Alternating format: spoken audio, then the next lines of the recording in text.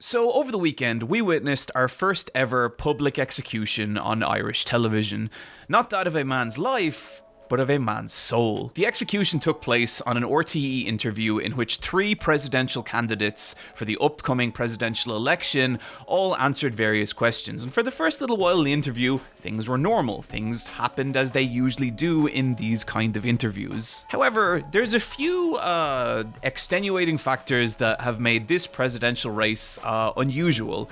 And the first is the previous president from Ireland, Michael D. Higgins, who has been president for 14 years. In Ireland, presidential candidates, their term of office is 7 years, and Michael D. Higgins got elected twice in a row, which isn't that unusual, but what is unusual is that people fucking love this guy. He's just this pleasant little old man who walks his dogs and writes poetry, and he is the one person in all of Ireland that no one has a problem with.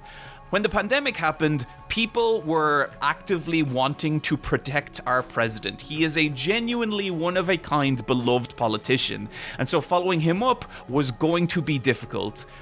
Things got a little more clownish when professional fight coward Conor McGregor tried to run for president with his iconic tweet, "Ireland, you are next president," which went great. Not a hope in hell, said one cabinet minister.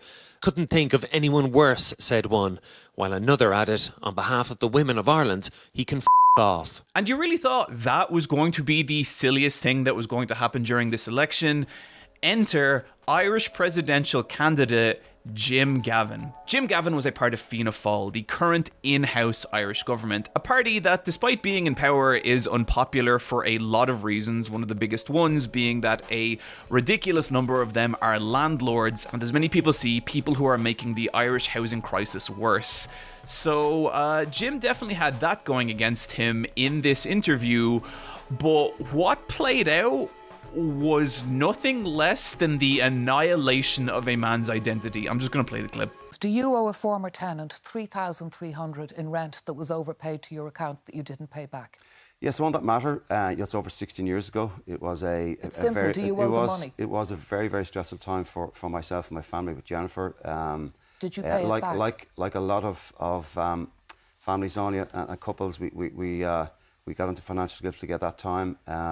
And on that particular issue, I don't have all the information to date.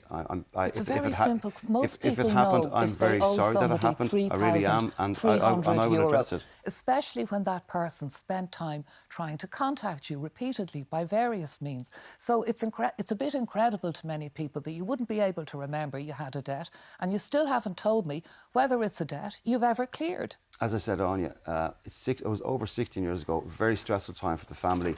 I'm looking into it. And you haven't managed to check it out since, no? I'm looking into it, and I will deal with it with urgency. If Netherrealms needs fatality ideas for the next Mortal Kombat, may I suggest that you can literally see the soul drain from his eyes as this happens. So what happened here is that 16 years ago, Jim Gavin was a landlord, and his tenant, who had reached the end of his stay in that property, tried to cancel their standing bank order, only for a banking error, meaning that it carried on, and the tenant ended up overpaying by €3,300. And for whatever reason, old Jimbo here was just like, you know what? Let's let it fucking ride. Let's see how much we can get away with here. Apparently, the man tried to contact Jim multiple times in the 16 years, including showing up to his parents' house and banging on the door. And but Jim's a shrewd one. You got to get up pretty early in the morning to catch old Jim. And that would have all been fine if he maybe hadn't tried to run for Irish president. And we witnessed the absolute massacre play out live in front of everyone. As of this morning, Jim Gavin has withdrawn his bid for the Irish presidency. And it's... wow, I mean, like, this is just forever. You know, you're never going to not be this guy for the rest of your life. And it's in such a public and humiliating fashion. And, like, you know me, I don't go out of my way to shit on people or, like, make fun of people. And I nearly feel bad for Jim, except for the fact that he's a landlord, so fuck him.